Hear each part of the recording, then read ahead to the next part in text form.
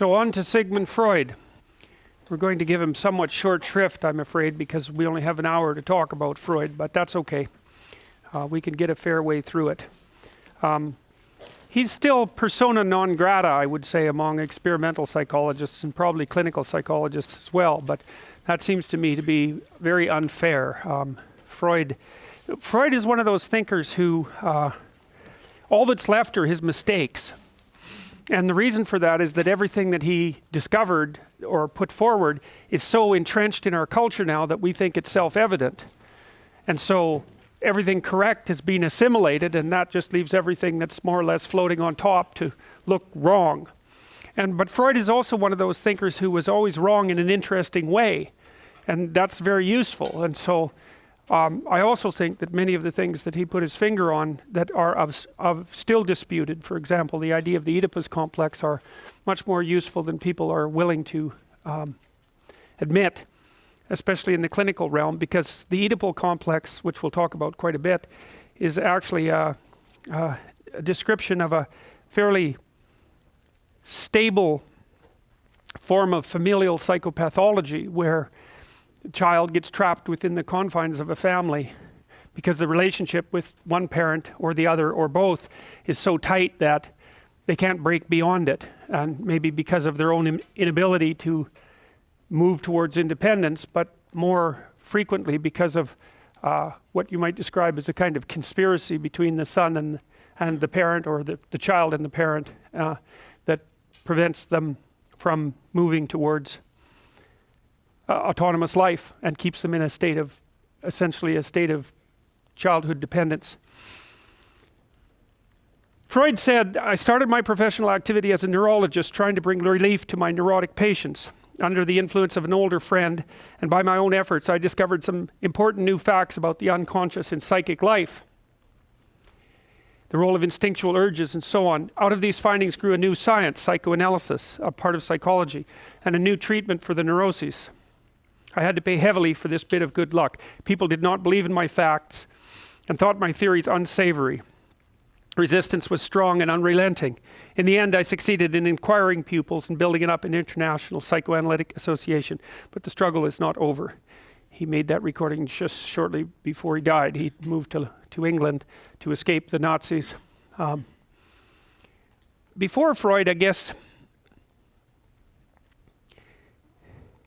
the mind it's complicated because Freud, of course, was not the only person to be thinking along the lines that he thought. Pierre Janet, who was one of his teachers, had originated and started to develop many of the ideas that I would say were popularized by Freud. But the idea of the unconscious mind was certainly not as well developed prior to Freud as it became afterwards. And before that, I suppose you might say that insofar as people thought of the mind at all, they thought of in philosophical terms, and the mind would be that part of you that you're aware of, like in the Cartesian sense. Descartes said, "I think, therefore I am," and it kind of seems in some sense self-evident that you're aware of and have control over the contents of your own mind. But that was what Freud really questioned, and he questioned it deeply. He said, well, first of all, the idea that you're one thing, like one mind, is a dubious idea to begin with, because people are full of internal contradictions. And then the idea that your mind is all of one type, it's all of one form, was also very questionable as far as Freud was concerned, because you could be fractionated into subcomponents. And the idea, for example, that your anger or your sexual desire could be an autonomous part of your personality in some sense, that it could overtake you and control you, that's really a Freudian idea. And one of the classic Freudian ideas really is that people are made out of subpersonalities, and those subpersonalities are alive. And that's one of the things I really like about the psychoanalytic thinkers, because even the psychologists who say over the last 30 years or thereabouts, since maybe longer now, anyways, since the demise of behaviorism as an ideology, and the admission by psychologists that there's there is an active unconscious, or many active unconsciouses, which is a better way of thinking about it. Psychologists still really haven't come to terms with the idea in any deep sense that these unconscious processes are living things. You know, when psychologists talk, for example, about the cognitive unconscious, they're talking about something that they describe in more machine-like, with more machine-like metaphors, and that's not reasonable. You understand things a lot better if you understand that the subcomponents that make up people, the fragmentary bits of them, and also the biological subsystems that are part and parcel of your being, are much more intelligently viewed as personalities. They're kind of unidimensional personalities in some sense, so that, for example, if you're angry, you're nothing but angry. I mean, that's an overstatement, obviously. Or if you're afraid, you're nothing but afraid. Or if you're hungry, you're nothing but hunger. Well, that's certainly true if you get hungry enough, or thirsty, or too hot, or any of those things. You kind of collapse to a simpler personality that only has one motivation in mind. And we'll talk a lot as we progress about the grounding of those unidimensional motivational systems in biology. But I'd have to say that Freud was among the first, at least the first, to synthesize a coherent theory of this multiplicity, and to put it forth while also insisting that much of what was happening to you and inside of you was not immediately accessible to your awareness. And it's a very profound discovery. It means, among many other things, that you can formulate ideas. First of all, it means that you can act out things that you don't understand for reasons that you don't understand. It also means that your memory can contain things that's represented in one way, but that can't be understood in another. So, for example, and we know this is true because there are independent memory systems. There's an independent memory system for procedures, that's for actions. There's an independent memory system for what you might describe as imagination, for the memory that uses images. And then there's another system that articulates knowledge. That's the semantic memory system. And it's not obvious at all that the contents of all of those are equivalent. And that's why, for example, you can dream things that you don't know. Because one of the things you might think is that your dreams watch you act, and they watch other people act. And then they make a little drama out of that, and that drama has information in it, but you don't necessarily know what that information is, in that you can't describe it consciously. Right? It's akin to the Piagetian idea that kids can play a game, and you can take them away from the game, and then they won't know how to describe the rules, even though they could play the game. And so dreams can contain information that's full of the encoding of behavior that has information in it that you're not consciously aware of. And so then you can become consciously aware of that in a kind of a revelation, say. Maybe that's what you do when you become aware of the meaning of a dream, or the meaning of a fantasy, or something like that. And that's all our ability to think that way, in some ways, can be traced back to Freud. Now, Freud concentrated mostly on, I would say, at least in terms of pathology, on sexual and aggressive impulses. And I don't think that there's any mystery for modern people about why aggressive impulses might be particularly difficult to integrate into the personality, and might remain underdeveloped, or we'll say repressed, although those aren't the same thing. And I think you might think that in different times in society, some things are allowed to surface and express themselves, and other things are less allowed. And so Victorian times had a number of characteristics that made the repression of sexuality particularly likely, and perhaps also the repression of aggression. And we're talking about Victorian times in Europe, obviously, and only one time and one place. As Henry Ellenberger says, this is a great book, by the way, The Discovery of the Unconscious. If you're really interested in psychoanalytic ideas, Freud, Jung, and Adler, and also the history of those ideas, there's no better book than The Discovery of the Unconscious. It's an absolutely remarkable book, a great work of scholarship. I think it goes for about 250 pages before it even gets to Freud, and so it places Freud's discoveries in their historical context, so that's a really good thing to know. Ellenberger says it was a world shaped by man for man, in which women occupied the second place. Political rights for women did not exist. The separation and dissimilarity of the sexes was sharper than today. Women who wore slacks, their hair short, or smoked were hardly to be found, and The universities admitted no female students. Man's authority over his children and his wife was unquestioned. Education was authoritarian. The despotic father was a common figure and was particularly conspicuous only when he became extremely cruel. Laws were more repressive, delinquent youth sternly punished, and corporal punishment was considered indispensable. Now, so the times themselves, I would say, were harsher and more repressive, but then there was an element to sexuality that was also extraordinarily problematic. I mean, the first thing you might notice, might consider, and people generally don't, it's almost impossible to overstate how revolutionary the birth control pill actually is.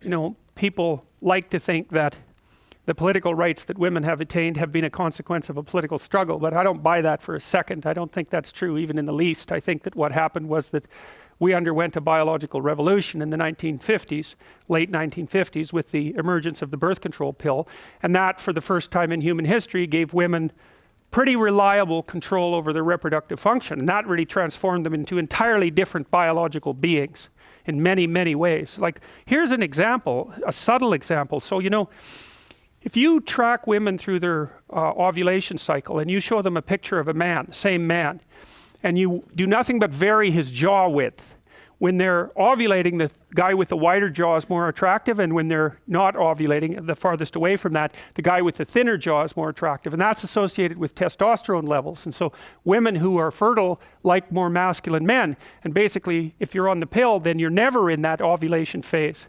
And so one thing that may have happened, and I don't know this for sure, but it's interesting to consider, is that since women have been taking the birth control pill, their preference for less masculine men has become more pronounced.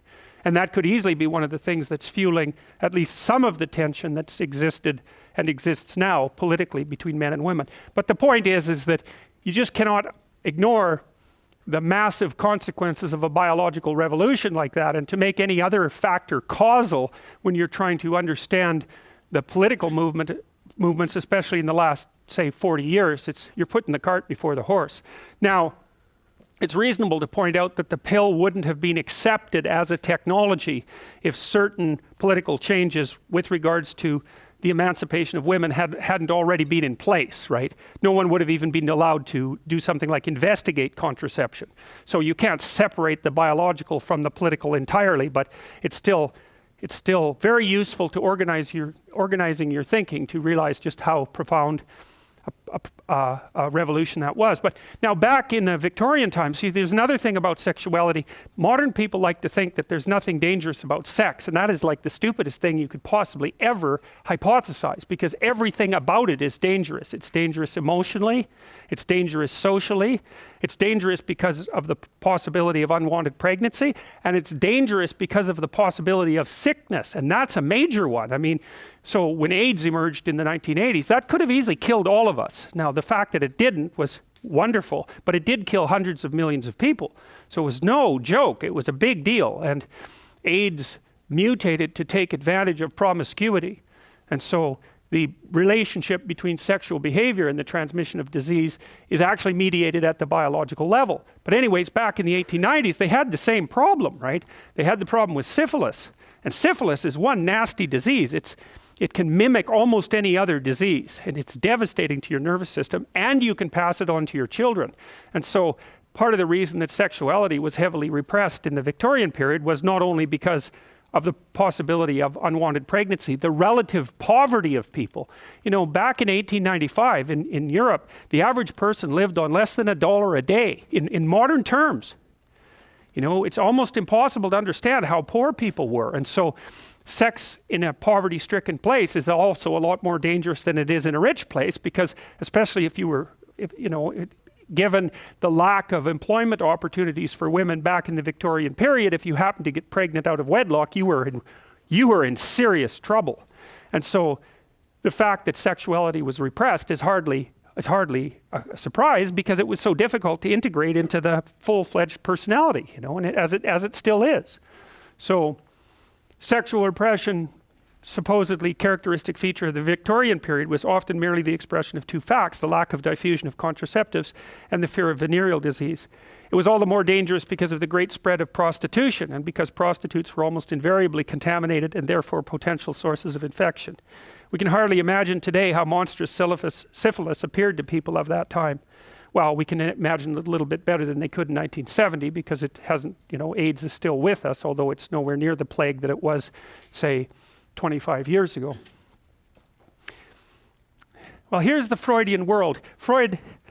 So let's take a look at the history of, or the idea of the unconscious to begin with. And one of the things that you might want to consider conceptually is that there are many different forms of unconscious. There's not just one.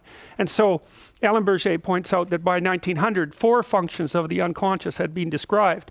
There's a conservative function. So the unconscious stores memories often inaccessible to voluntary recall.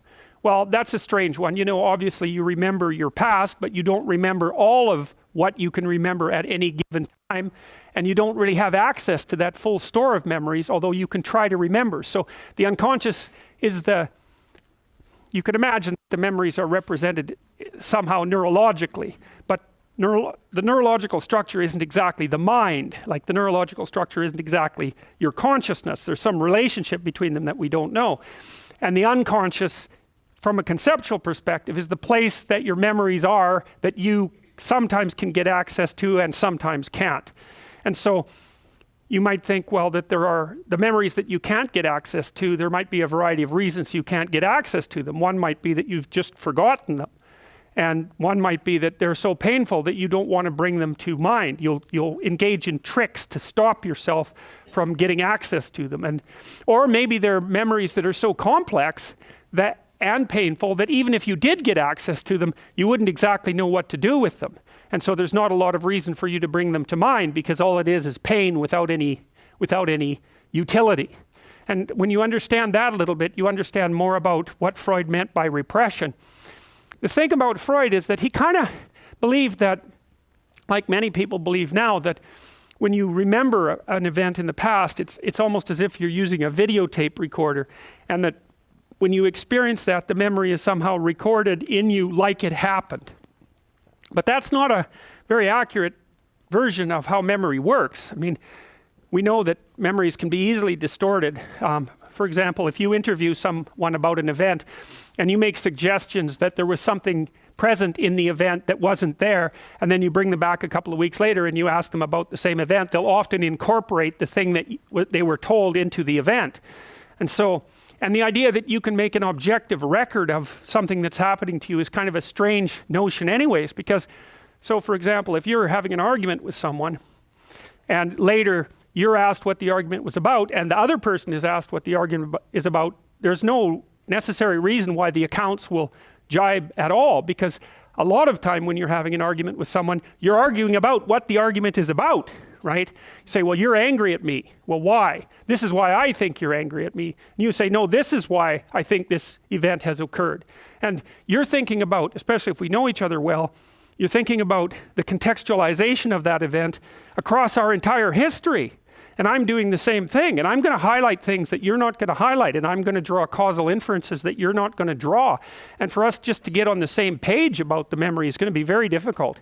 So the idea that, especially with complex interactions with people, that you can somehow make a video recording of the memory and actually capture what happens is very, very, it's not true. You can't. I mean, you might be able to extract out certain objective facts, but generally, if it's a dialogical issue, if it's a relationship issue, it spans such a long period of time that just cutting a slice of it out doesn't constitute a reasonable record of what it means. And that's what you're more concerned with too. Like when you have an experience, you're not so much concerned about what happened from an objective perspective. You're more concerned about what the experience means. And then you might ask, well, what does it mean to mean something? And that was the question I was trying to answer in that paper I had you read right at the beginning of the class. But one of the things that meaning means is that it has implication for the way you look at the world or the way you act in the world. And so if I tell you something meaningful, what that's going to mean is in the future you're going to act slightly differently, or maybe radically differently, depending on how meaningful it is, but also that the way that you look at the world has shifted. And the way that you look at the world is actually an unconscious process. I mean, you don't know while you're looking at the world how it is or why it is that you're looking at the world in that way. I mean, because, well, first of all, it would just be too complicated. And second, you wouldn't be able to concentrate on what was actually going on. So your attention, for example, is mediated by unconscious forces. And you know that perfectly well. And this is another Freudian observation. You know, if you're sitting down to study, for example, your conscious intent is to study, but you know perfectly well that all sorts of distraction fantasies are going to enter the theater of your imagination non-stop and annoyingly, and there isn't really a lot you can do about that except maybe wait it out. You know, so you'll be sitting there reading and your attention will flicker away. You'll think about, I don't know, maybe you want to watch Jane the Virgin on Netflix or something like that, or maybe it's time to have a peanut butter sandwich, or you should get the dust bunnies out from underneath the bed, or it's time to go outside and have a cigarette, or maybe it's time for a cup of coffee, or it's like all these subsystems in you that would like something aren't very happy just to sit there while you read this thing that you're actually bored by, and so they pop up and try to take control of your perceptions and your actions non-stop. Maybe you think, well, this is a stupid course anyways, why do I have to read this damn paper, and what am I doing in university, and what's the point of life? It's like you can really get going if you're trying to avoid doing your homework, and then you might think, well, what is it in you that's trying to avoid? Because after all, you took the damn course and you told yourself to sit down. Why don't you listen? Well, because you're a mess. That's basically why. You haven't got control over yourself at all. And no more than I have control over this laptop. Okay, so there's the memory function of the unconscious, and there's the dissolutive function. That's an interesting one. The unconscious contains habits, once voluntary, now automatized, and dissociated elements of the personality, which may lead a parasitic existence. That's an interesting one. I would relate that more to procedural memory. You know, so what you've done is practice certain habits, whatever they might be. Let's call them bad habits. And you like those things to get under control, but you can't. So maybe when you're speaking, for example, you use like and you know, and you say a lot. And you've practiced that, so you're really good at it. And you'd like to stop it, but you don't get to, because you've built that little machine right into your being, right? It's neurologically wired, and it's not under conscious control. And anything you practice becomes that. It becomes part of you, and that's another element of the unconscious, a different part. And then there's a creative part, which is that, well, you know, you're sitting around and maybe you're trying to write something, or maybe you want to produce a piece of art or a piece of music, or maybe you're just laying in bed dreaming and you have all these weird ideas, and especially in dreams, it's like, where do those things come from? And even more strange, one of the things that's really weird about dreams, and almost impossibly weird, is that you're an observer in the dream. It's like a dream is something that happens to you. Well, you're dreaming it, theoretically, so how is it that you can be an observer? It's almost like you're watching a video game or a movie, but you're producing it, at least in principle, although the psychoanalysts would say, well, no, not exactly. Your ego isn't producing it, your unconscious is producing it. It's a different thing. It's a different thing. And of course, Jung would say, well, it's deeper than that. The collective unconscious might be producing it. It's in some sense, it isn't you exactly, or it isn't the you that you think of when you think of you. And that's the ego from the Freudian perspective, the you that you identify with. That's the ego. And outside of that is the unconscious. The id, that's more the place of impulses. And you could think about those as the biological subsystems that can derail your thinking, right? And that govern things like hunger and sex and aggression and your basic instincts is another way of putting it. And it's a reasonable way of thinking about it, because these are subsystems that you share with animals. You share them certainly with mammals. You share most of them with reptiles. You share a lot of them with amphibians, and even going all the way down to crustaceans. There's commonality, for example, in the dominance hierarchy circuits. And so these are very, very old things. And the idea that you're in control of them is, well, you're not exactly in control of them. And I would say the less integrated you are, the less you're in control of them, and the more they're in control of you. And that can get really out of hand, you know. you can be, like with people who have obsessive compulsive disorder, for example, which seems to be, I would say, the dissolutive elements in some sense of the unconscious, the way that it's portrayed here. Poor people with obsessive compulsive disorder, they can spend half their time doing things that they can't really control, and they have very strong impulses to do them, and it's very hard on them to block them. You know, they'll almost panic if those things are blocked. And then you have people with Tourette's syndrome, you know, that they'll be doing all sorts of weird dances and spouting off obscenities and imitating people without being able to control it, and sometimes a little bit of antipsychotic medication can dampen that down, but it's as if there are these autonomous semi-spirits inside of them that grip control over their behavior and make them do things. And you know, you find that to some degree in your own life, because maybe you've become very attracted to someone, even maybe you don't want to be attracted to the person, and then you find yourself, you know, texting them when you know perfectly well that you should be going to bed, and you know, you're in a grip of something, and you can't control it, and that's all part of the unconscious and all part of what Freud was studying. The dynamic unconscious, it's alive, and it's a composite. The mind is a composite of contradictory drives.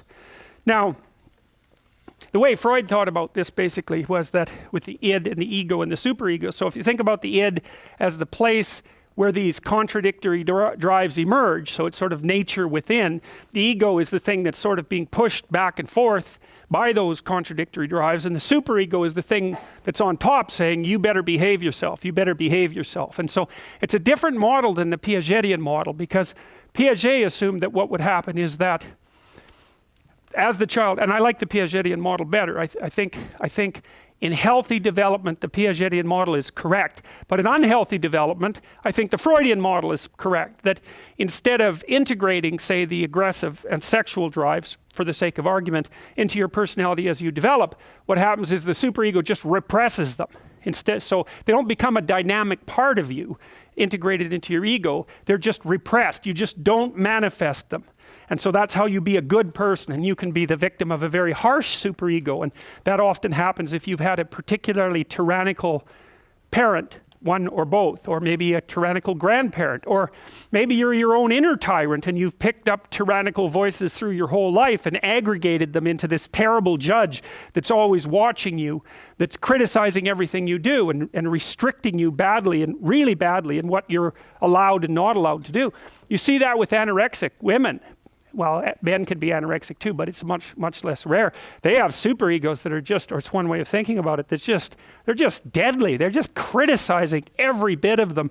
Well, right to the point, they're really criticizing them out of existence, right? Is you have to be so perfect that the perfection is not aligned with the ability to live. You don't get to eat. You know, and people like that, they look at their bodies, they even look at their bodies incorrectly. Like anorexics seem to be unable to see their bodies as a whole. They can only see their bodies as parts. And when you start seeing your body as parts, you're really in trouble, because you can't get a sense of actually what it looks like. And body perception is very, very complicated. But anyways, Piaget thought about the ego as, in some sense, as the game that's played by all these dynamic drives that's shaped by the broader community, and so that could all be integrated. But Freud would say, well, look, when that doesn't happen, instead you're subject to the tyranny of the superego, and it just says you should never be angry, right? You should never express yourself sexually, because if you do, there's something wrong with you. You're a bad person, and you're a bad person if you ever get aggressive. And then people who are living like that under those circumstances, you know, they're repressed is the right way to think about it.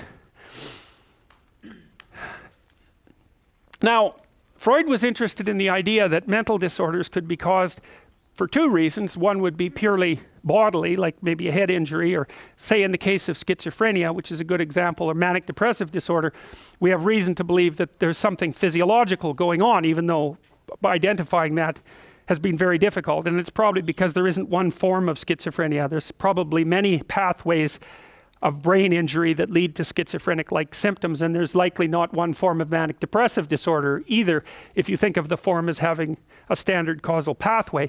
We know that there are, because we've done genetic studies on people who have manic depressive disorder in their family, and you can identify genes within a family that seem to be contributing to the disorder, but the problem is that those genes don't seem to be So then you'll take another family group with manic depressive disorder and it'll be a different genetic combination that causes that. So part of the reason why it's difficult to associate even the more biological mental disorders with biology all the way down is because they're so complex. And then there are other forms of mental disorder that don't seem to be structural at all. They seem to have more to do with, well, let's call it the psyche, right? And that it's more like the contents of your thought have a problem rather than the structures underlying your thought. And of course, that distinction is difficult to make in a fine-grained way, but you kind of get the point. I mean, just because there's an error in your thinking doesn't really mean that the underlying biology in some sense has been compromised. It's complicated because if the error is bad enough, then it can compromise the underlying biology. But whatever, it's a conceptual distinction, and part of the conceptual distinction is helpful if you're trying to think, at least in part, about how you might cure it, because if you're thinking about a brain disease, then that implies a different course of treatment, at least in principle, than it does if you're thinking about a psychological disorder, where you might think about talking to someone, for example, and straightening out their thoughts or helping them learn to behave in a different way. And it was really Freud who started to think that he was the first person to really posit, and this is pretty interesting, to directly posit that dialogue or conversation or speaking could be curative. And that's another thing that people don't like to give him credit for. I mean, there wouldn't be all these helping industries, social work and psychology and biological psychiatry, insofar as that also involves communication and counseling and all of these things. None of that would have existed in all likelihood if Freud wouldn't have made the original hypothesis that there was something about communication that could be curative. Now, Freud believed that experiences that hadn't been, now, he thought about experiences as repressed, and this goes back to the videotape idea of memory. So the idea would be that you have a record of everything that's happened to you, and the record's actually accurate. And then some of those things that happened to you were very, very shocking to you, or very hurtful, or very depressing, or very threatening, and so you've decided that those have become repressed. You're not paying any attention to them. Now, he has a complex mechanism to account for that, and I actually think this is a place where his theory went badly wrong, because you don't have a videotape memory, and it isn't obvious that the memories that you have of traumatic events are fully fledged and causally appropriate, but just not paid attention to. It's more like they're murky and unclear in and of themselves, and they contain too much. And I don't think that people so much repress as they do refuse to attend to, or are unable to attend to. So it's more like a passive avoidance than a passive avoidance of something that needs to be explored and gone through, rather than it is something you know that you don't want to look at, that you or part of you has put away. And I think that's a major weakness in his theory, and has led to a lot of problems with the idea of repression per se. But anyways, that was his idea, that terrible things have happened to you, and you, or some part of you, doesn't want to know about them, And so they live those repressed experiences live an autonomous life of their own too. And here's an example of a trivial example of how that might work. Imagine that you're at work, and your boss says something to you that disturbs you. Maybe it makes you question whether your job is stable. And so you're kind of upset about that, but it's a casual, offhand comment, and you go back to work and you just sort of forget that even happened. Maybe because you're attending to something else. But then you go home and you're just crabby as can possibly be, and you go home and one of the people there says something a little annoying and you snap at them. It's like, well, that's analogous to what Freud would call a complex, right? Is that because you can imagine what's happened is that the boss's words have brought up a whole little sub-personality predicated on doubt up to the surface. And who knows how deep that would be? Well, what happens if I lose my job? And if I lose my job, well, what sort of person am I exactly? And what about all these other times that I've failed? And then maybe you remember the other times that you failed. And what am I going to do in the future? And so it's this whole cluster of ideas that surrounds that doubt. And that's been activated. It's this little part of you. And then maybe you're not attending to that because you're busy doing some other work. But when you go home, something triggers it. And it's already there. You get way more upset than you should. And that's what a complex is, except in a much more complicated manner. Like a complex might be a whole series of experiences that you've had that are united by some emotion, like threat, that haven't been transformed into a coherent representation, but that can rise out of the unconscious and possess you. If you guys, many of you guys have been depressed at least one point in your life, you know, it's actually very common for University of Toronto students, especially in their first year. It's about 1 in 3. If you give students the Beck Depression Inventory, about 1 in 3 University of Toronto students in our research have hit criteria for hospitalization. I mean, the Beck is a little oversensitive as far as I'm concerned, but you know what it's like when you're depressed? It's like it's a part of your personality sort of subsumes the whole. And depression, quite classically, is, well, you can't think of anything good that happened to you in the past, and you can't think of any reason why the present is good for anything, and you're pretty damn hopeless about the future. And so that's a complex as well, and it's a complex that consists of nothing but negative emotion, and it structures your memory and your perception and your plans for the future all at the same time. Now, Freud had a very lengthy list of ways that people could be treacherous towards experiences they had that they wanted to repress. And so he called them defense mechanisms. This is how you fool yourself into believing that you don't have to take into account a certain set of negative experiences. You know, it's like, well, we'll go through them. Repression, okay, well, we talked about that. Denial, well, denial is a very complicated one. See if I can come up with a good example. Well, there's a classic example for people who have, I think it's called anosognosia. I don't remember exactly. It's neglect. That's a less technical way of thinking about it. So let's say you have a right parietal damage from a stroke, and you'll lose the left side of your body, so you can't move it anymore. But worse, you don't know it's there, and you don't know that the left side of anything is there anymore. And God only knows how that happens. But like, you'll only eat half the food on your plate, only on the right-hand side. And if someone asks you to draw a clock, you'll cram all the numbers into the one side. And so you kind of lose the idea of left. And I think it's sort of like, you know how when you're looking forward, there's nothing behind you? You can't see anything back here. It's not black. It's not even gone. It's just simply not there at all. And so if you could imagine that sort of stretching around halfway, that seems to be something what neglect is like. But anyways, if you take someone with neglect, according to Ramachandran, and if you irrigate their ear with cold water, the ear on the opposite side, then they'll kind of have a little convulsion, and then all of a sudden they become aware of their missing left side. If you talk to them before you do the irrigation, you say, well, what's up with your left arm? And they'll say, well, my arthritis is bothering me and I don't want to move it. They come up with something that sounds akin to denial, you know. And then if you can snap them out of that with that irrigation, then they'll have a catastrophic emotional response, logically enough, to the loss of their entire left side. And Ramachandran reports that lasting about 20 minutes, and then they'll snap out of it and go right back into the denial. And sometimes people deny things because they can't update. What's happened to them is so overwhelming that they cannot construct a new model. They just rely on the old one. And you see this, well, imagine first that you've just had a tooth pulled and you know how long your tongue takes to like remap the inside of your mouth. It's really hard to come up with a new concept of you if something catastrophic happens. And so sometimes the denial is just that the thing that has happened is so overwhelming that the person can't model it. But then maybe also they refuse to think about it. And you see this emerging in lots of strange ways. So for example, if people develop diabetes, for example, they're often not very good at taking their medication or regulating their diet. And you might say, well, they're denying the existence of their illness. And to some degree, they're probably doing that because who the hell wants to think that they're diabetic?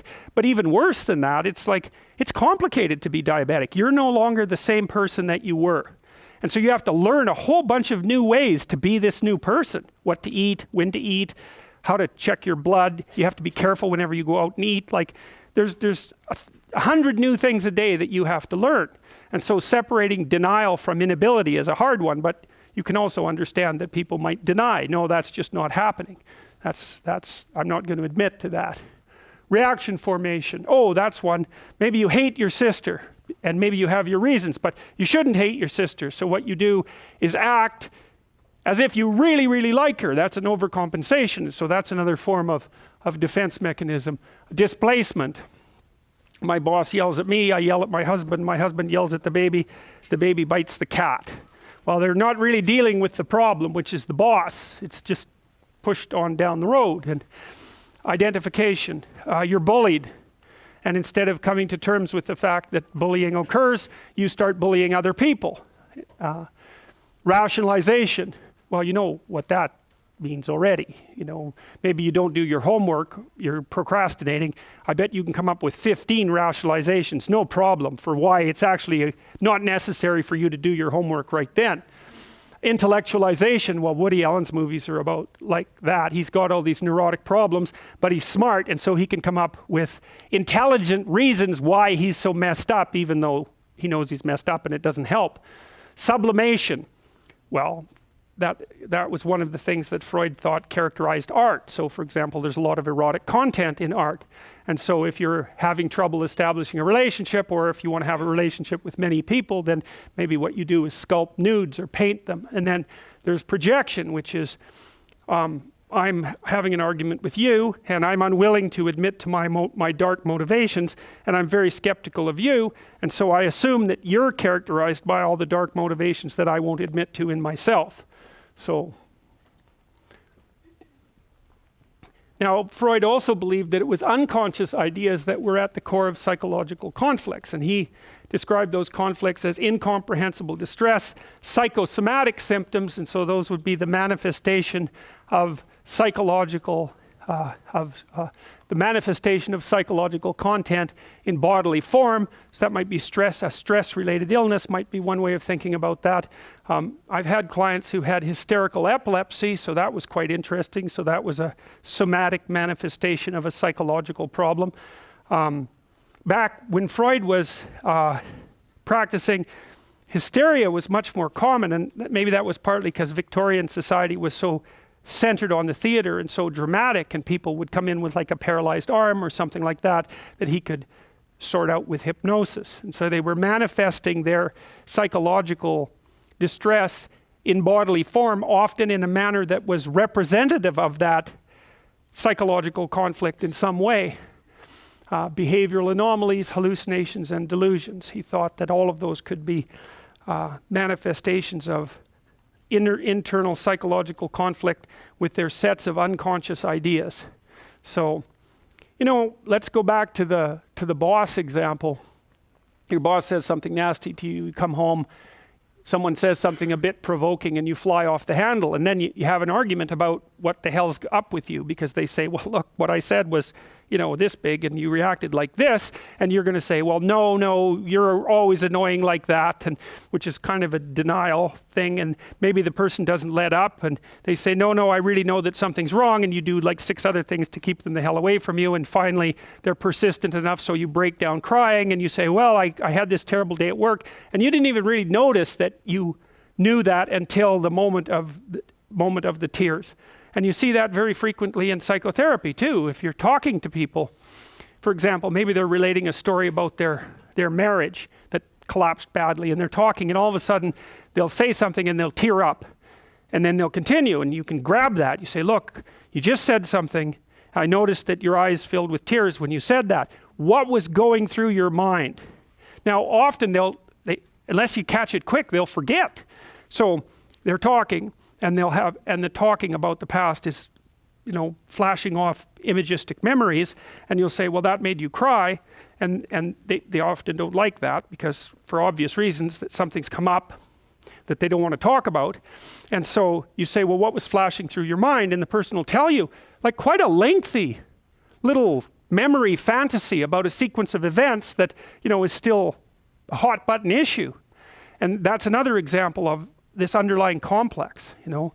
And if you watch people, you can watch people in normal conversation, this happens all the time, their eyes will move, or they'll smile, or you can see as they're speaking that all sorts of different ideas are flitting through their head. It's dreamlike in a sense too. It's sort of as if the person is talking and they're dreaming at the same time. There's this image-laden set of memories that's going on at the same time. And that can be quite broad, far broader than they could encapsulate in the words. And so you can catch that. And if you're really listening to someone, really paying attention to them, you can see when they're doubtful or when they pause for a long time. That's another one. You know that something's come up that's occupying their mind and interfering with the flow of conversation. Freud was very good at listening in that manner. Well, that happens with jokes too, you know. And like, for example, when I was showing you guys the Lion King stills the other day, and I showed you that picture of Nella laying on her back with that peculiar expression on her face, everybody immediately laughed. And Freud would have considered that an entry point into the unconscious, because there's a reason you were laughing about it. It goes along with it, well, it would have gone along with a sexual complex in that situation. And everybody recognizes it instantly, and they laugh about it. And comedians are really good at that, because if they're good comedians, they say what everyone's thinking, but no one will say. And it's a relief to everyone, you know. What's his name? Canadian comedian. He's always making racial jokes. No, it's Canadian. Yeah, Russell Peters. I mean, he's a great example of that, you know. He fills a whole stadium with people of all different ethnicities, and every single one of them is dying to be insulted because of their racial background, you know. It's a relief to everyone. So he insults the Arabs, and then he insults the Jews, and then he insults the Christians, and everybody's going, oh, I'm so glad finally someone said that. You know, so he's speaking to part of their unconscious, and it's the part that's actually uncomfortable with all of that kind of discussion being repressed and staying below the surface. It's too weighty for people. So jokes express in playful language what culture will not formally express. So you know too that when the culture starts going after the comedians, that things are not good. So you should leave the damn comedians alone, because they're the people that can tell the truth. And if you start to get annoyed at them, then that's not good. So Freud was also extraordinarily interested in dreams. Poor Freud. We're just not going to be able to cover him in enough detail. Well, how will we do this? Because I should tell you about the dreams.